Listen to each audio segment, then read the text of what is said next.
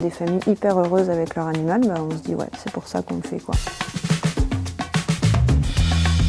Ça a un sens. J'aurais au moins servi à ce que des centaines ou des milliers d'animaux aient une meilleure vie. Mais être assis derrière un bureau, à suivre des procédures de grandes entreprises avec je ne sais pas combien de responsables au-dessus de moi, je trouve pas de sens à ça. Il n'y a pas de logique à ce que je fais dans mon travail.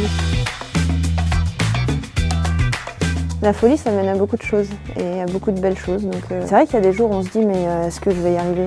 Et oui, il faut que je me rappelle que oui, même si on me dit que non, même si les gens ne comprennent pas pourquoi on fait tout ça pour des animaux. C'est le terrain qu'on a choisi d'acheter pour créer le sanctuaire, on va dire, et la châterie de l'association La Patte Normande. Moi, je vivais en ville, j'avais une petite maison avec un petit terrain et puis des voisins.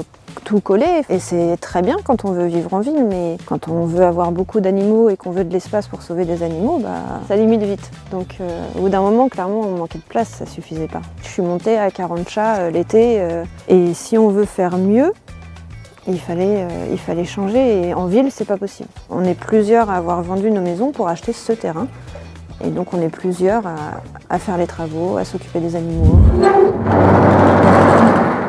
Il y aura une infirmerie, il y aura une nurserie. Donc là, ce sera la pièce de vie principale des chats. Là, on fait également appel aux gens motivés, aux bénévoles, aux bricoleurs, aux toute personne qui aurait envie de venir nous aider. On y arrivera en 6 mois, en 1 an, en 2, je ne sais pas. Si on en est arrivé là au bout de 13 ans d'assaut et qu'on a acheté ce terrain, c'est pas pour changer la vie dans 1 an. Donc de toute façon, ce sanctuaire, il existera.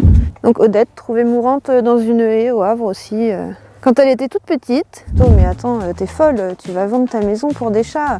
Alors non, je vais pas vendre ma maison pour des chats, je vais aller au bout de ce que je fais, tout simplement. C'est la continuité. Je fais déjà ça depuis 13 ans, sauver des animaux.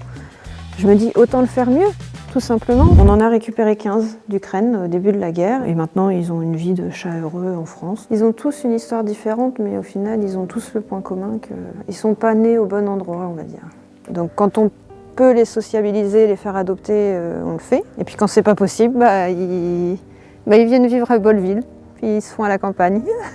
On a laissé les chats se reproduire à grande échelle, c'est l'humain qui les a abandonnés, qui les a mis dehors. On est responsable aujourd'hui, j'estime, de cette situation et on fait quoi ?